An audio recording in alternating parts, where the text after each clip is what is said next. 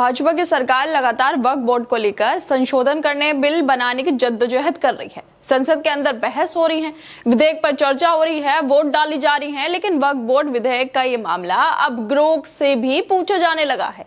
Social media पर लोग BJP के दावों को लेकर ग्रोक से सवाल कर रहे हैं और ग्रोक इसका शानदार जवाब भी दे रहा है और उस हकीकत को बता रहा है जिसे बीजेपी वाले छुपाने की कोशिश कर रहे हैं।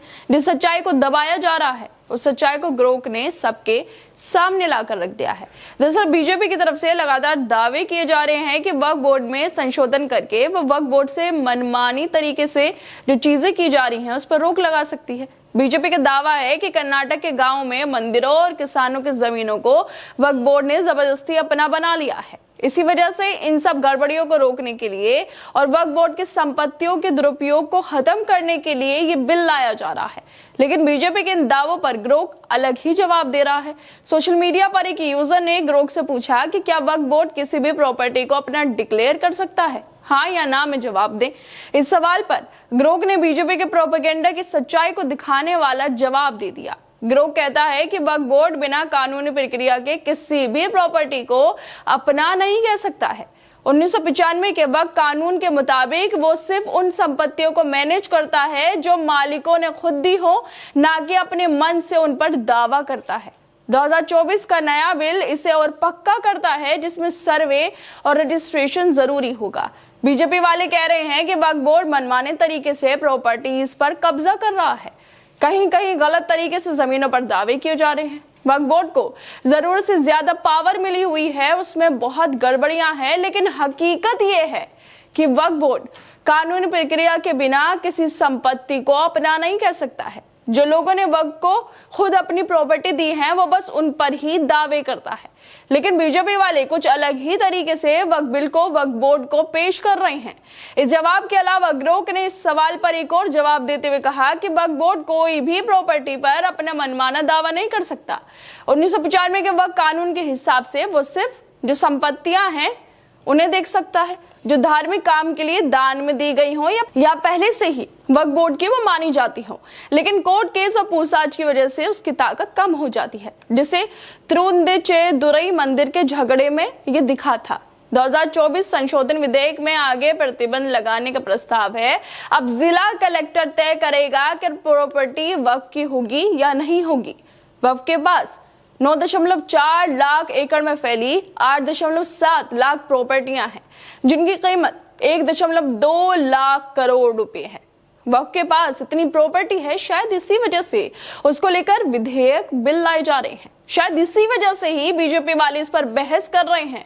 बीजेपी का कहना है कि वक्फ बोर्ड इसलिए लाया जा रहा है ताकि वक्फ की संपत्तियों को ठीक से मैनेज किया जा सके। उनका मानना है कि अभी इसमें बहुत गड़बड़ियां हैं, जैसे कि वक्फ बोर्ड को जरूरत से ज्यादा पावर मिली हुई है, जिसकी वजह से कहीं कहीं गलत तरीकों से जमीनों पर दावे किए जा रहे हैं। जैसे कर्नाटक में गांव, मंदिर और किसानों की जमीनों को वक्फ ने अपनी प्रॉपर्टी बता दिया है। प्रॉपर्टी को सस्ते में लंबे समय तक किराए पर देने या उसकी चोरी रोकने के लिए सख्त नियम बनाए जाएंगे। लेकिन हकीकत तो ये है कि वक्फ बिना कानूनी प्रक्रिया के किसी भी प्रॉपर्टी पर अपना दावा नहीं करता है। देश में और भी मुद्दे हैं। क्यों बीजेपी वाले भुखमरी पर बात नहीं करते? क्यों बीजेपी वाले बेरोजगारी पर बात नहीं करते? क्यों बीजेपी वाले पेपर लीक पर बात नहीं करते? क्यों बीजेपी वाले देश में बढ़ते क्राइम पर बात नहीं करते? बीजेपी वाले क्यों महिलाओं की सुरक्षा की बात नहीं करते? क्यों देश में हिंदू मुसलमान की नफरत फैलाई जा रही है? ट्रंप के लिए देश में हवन होता है, लेकिन ट्रंप बड़ा चढ़ाकर टैरिफ लगाया जा रहा है। हमारे पड़ोसी देशों से हमारे संबंध बिगड़ते जा रहे हैं। चीन को लाल आंखें दिखाने के बाद भी वो मान नहीं रहा है। लेकिन ये सब मुद्दे बीजेपी की लिस्ट से बाहर हैं। इन मुद्दों पर बहस नहीं होगी। बीजेपी की लिस्ट में बस हिंदू, मुसलमान, औरंगजेब, नेहरू, वक्फ बोर्ड, हलाल, तलाक और हिजाबहीन लोगों की लिस्ट में है, क्योंकि ये वो मुद्दे हैं जिन्हें उठाकर इनके अंधभक्त खुश होते हैं।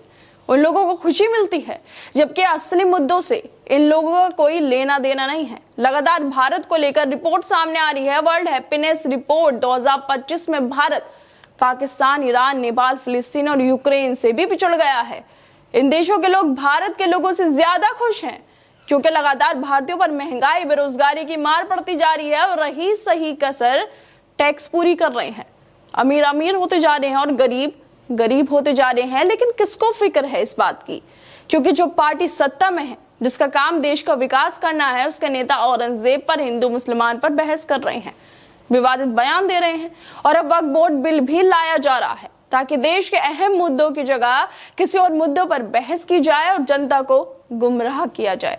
खैर दोस्तों, आप लोगों को क्या लगता है भाजपा की सरकार के वक्फ बोर्ड पर दावों को लेकर, और उन दावों के जो दावे किए जा रहे हैं उन पर गिरोह के जवाबों को लेकर? हमें अपनी राय जरूर दें और बाकी तमाम खबरों को देखने के लिए जुड़े रहिए हमारे साथ।